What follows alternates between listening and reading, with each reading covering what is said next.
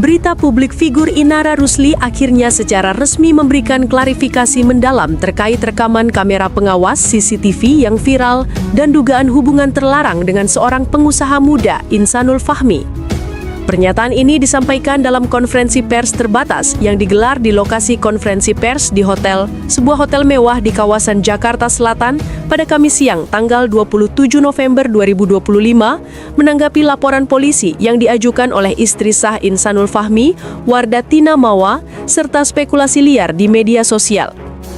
Dalam sesi klarifikasi yang berlangsung tegang namun tertata, Inara Rusli didampingi oleh kuasa hukumnya. Inara membenarkan adanya rekaman CCTV yang beredar dan menjadi materi laporan kepolisian.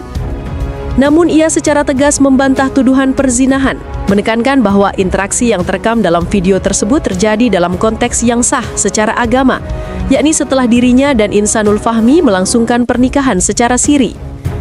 Kami menyadari bahwa rekaman tersebut telah menimbulkan kegaduhan dan persepsi negatif di tengah masyarakat.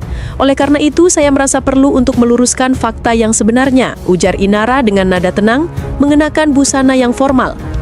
Apa yang terekam dalam video CCTV yang disita oleh pihak berwajib adalah momen pribadi antara saya dan saudara Insanul Fahmi, yang pada saat itu telah resmi menjadi suami saya melalui akad nikah siri. Ia melanjutkan merujuk pada rekaman yang disebut berdurasi 2 jam dan diambil di kediaman pribadinya. Tanggal pengambilan rekaman tersebut yakni 8 Agustus 2025 adalah setelah kami melangsungkan pernikahan siri. Dengan demikian segala tindakan yang dilakukan di dalamnya adalah sah sebagai pasangan suami istri dan sama sekali tidak dapat dikategorikan sebagai perzinahan seperti yang dituduhkan dalam laporan.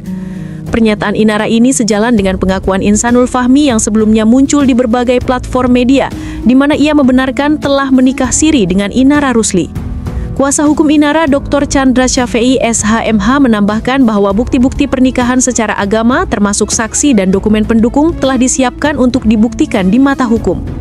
Klien kami telah memberikan keterangan sejujur-jujurnya kepada penyidik. Pernikahan siri ini memang tidak didaftarkan secara negara, yang mana hal ini menjadi ranah lain. Namun secara syariat dan hukum agama, klien kami dan Insanul Fahmi adalah suami istri yang sah pada saat rekaman itu dibuat. Jelas Dr. Chandra. Kami akan menggunakan semua bukti ini untuk menangkis tuduhan pasal 284 KUHP tentang perzinahan yang diarahkan kepada klien kami. Terkait keberadaan rekaman CCTV tersebut yang bisa sampai ke tangan Wardah Tina Mawa, Inara Rusli menyatakan ketidaktahuannya dan menyerahkan sepenuhnya proses penyelidikan kepada aparat kepolisian.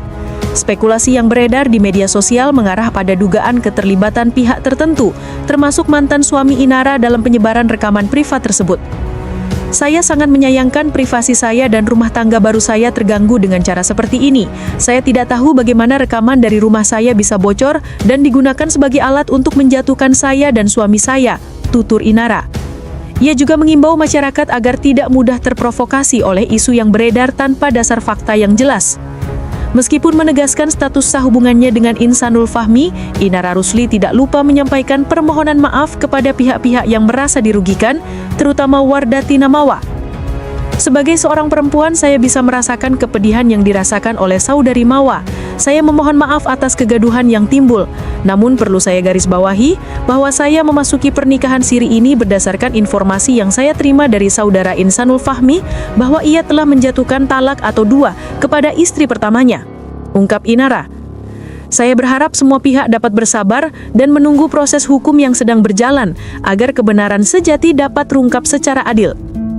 Inara Rusli juga berharap agar isu ini tidak lagi menjadi konsumsi publik yang diwarnai oleh caci maki dan judgement tanpa adanya verifikasi faktual. Tim kuasa hukumnya menegaskan akan menempuh langkah hukum lanjutan terkait dugaan penyebaran konten pribadi tanpa izin yang merupakan pelanggaran serius terhadap Undang-Undang Informasi dan Transaksi Elektronik.